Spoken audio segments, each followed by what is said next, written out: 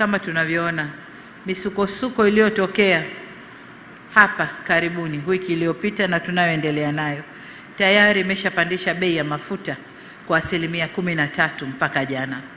Sasa hatujui leo na siku zinazokwenda, lakini tumuombe Mungu watu wale wakae juu ya meza, wazungumze, wakubaliane na hii misukosuko iishe, ili dunia irudi katika hali ya kawaida kuendesha chumi za nchi zetu.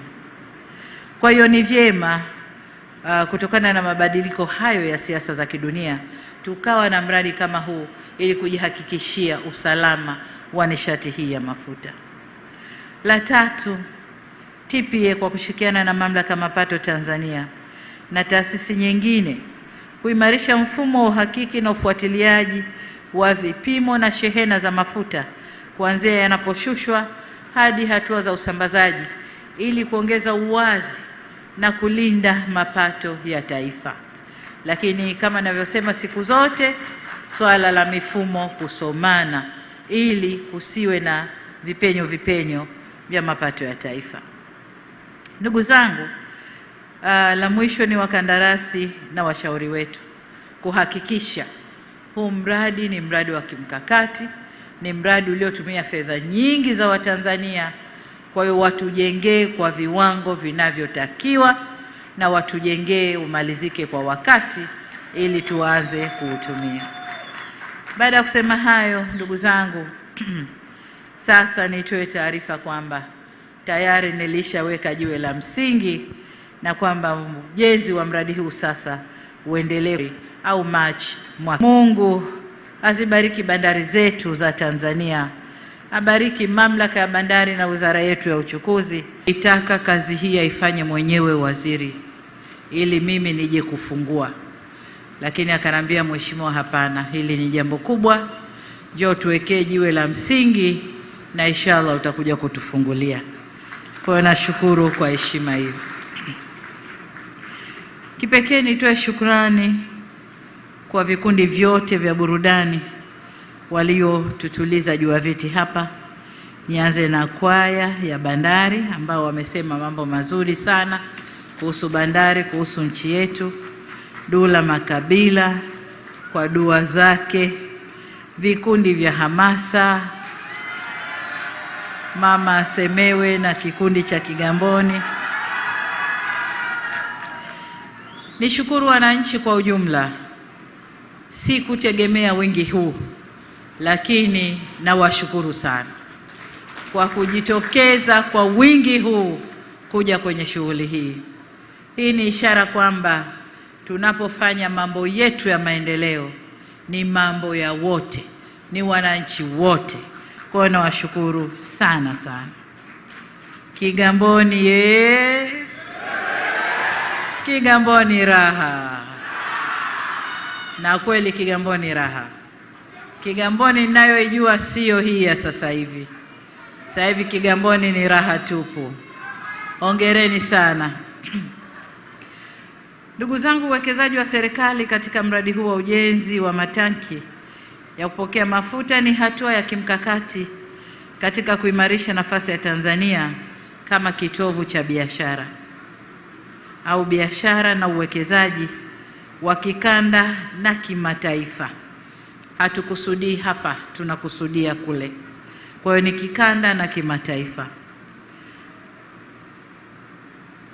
Vile vile ni uthibitisho kuwa kama taifa tumeamua kujiandaa kutumia kikamilifu jiografia ya nchi yetu kama lengo kuu au lango kuu la kuhudumia nchi zisizo na bahari au nchi zilizounganishwa na nchi zenye malango ya bahari. Tumedhamiria kuhudumia wenzetu kibiashara na kiuwekezaji na kuifanya Tanzania kwa kitovu cha biashara ndani ya ukanda huu na barani Afrika, lakini kama nilivyosema kimataifa. Ndugu viongozi na wananchi, bandari zetu ikiwemo hii ya Dar es Salaam zina mchango mkubwa sana katika kukuza uchumi wa nchi yetu na ustawi wa watu wetu. Kwa kutambua hilo, serikali imeendelea kufanya maboresho ya miundombinu na huduma katika bandari za Bahari ya Hindi pamoja na maziwa makuu na bandari kavu vile vile, pamoja na kuimarisha ushirikishwaji wa sekta binafsi katika kufikia malengo yetu ya kiuchumi, kama sera zetu zinavyosema kwamba maendeleo yetu hatutakwenda peke yetu, tutakwenda na sekta binafsi. Kwa hiyo tumekubaliana kuishirikisha sekta binafsi katika safari yetu ya maendeleo, na tija ndiyo hii tunayoiona leo.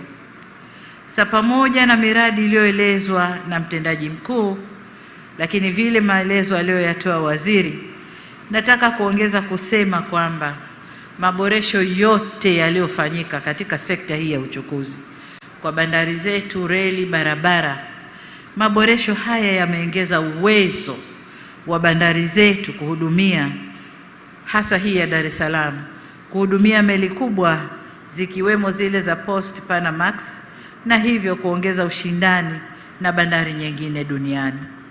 Zamani tulikuwa tunapokea tu vimeli vidogo vidogo, lakini sasa meli zinazokwenda bandari kubwa duniani zinaweza kuja hapa, na tutakapojenga bandari ya Bagamoyo hakuna meli ambayo Tanzania haitaweza kuingia. Kwa hiyo tunakusudia kwenda kule na sio hapa ndani. Lakini hali hiyo imeongeza mapato pia ya serikali. Nakumbuka nani mwaka 2022-2023 vurugu letu lile la DP World, mpaka limetulia, mpaka DP World imeingia na kufanya kazi.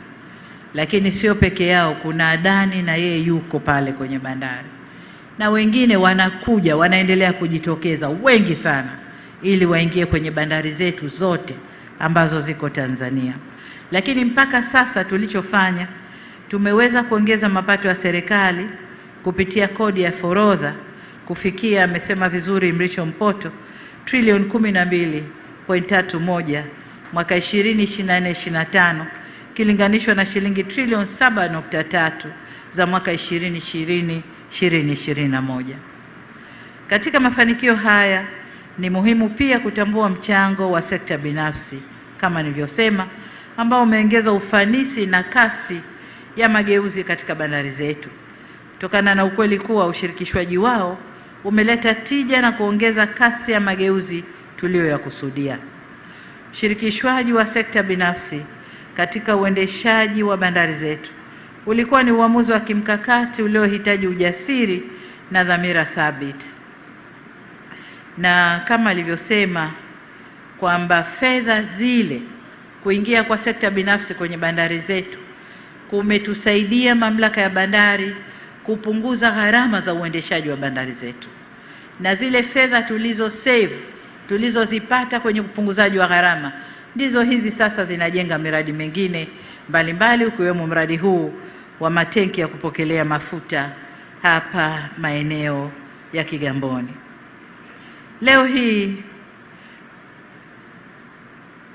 matokeo ya ushirikishwaji wa sekta binafsi yako wazi. Bandari yetu inahudumia shehena kubwa zaidi, ufanisi umeongezeka, na biashara zimefunguka sana kilinganisha na tulivyokuwa. Kubwa zaidi, kumeongezeka kasi za utekelezaji wa mpango mkakati wa uendelezaji wa bandari zetu, ambao mpango unakwenda mpaka mwaka 2040, lakini utekelezaji wake ulikuwa unakwenda polepole. Sasa kwa kushirikisha sekta binafsi, utekelezaji unakwenda kwa kasi kubwa.